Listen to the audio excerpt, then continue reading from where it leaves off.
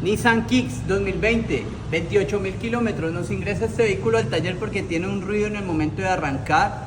Revisándole la suspensión, el soporte de caja trasero está reventado. Adicional a eso, vemos que el retén del eje está botando el aceite.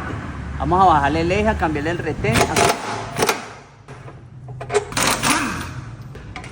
Aquí logramos ver que el soporte está totalmente reventado. Esto es lo que está ocasionando el golpe en el momento de arrancar. Vamos a cambiarle el soporte y a cambiarle el retén del eje para quitarle el problema al vehículo y devolverle el confort.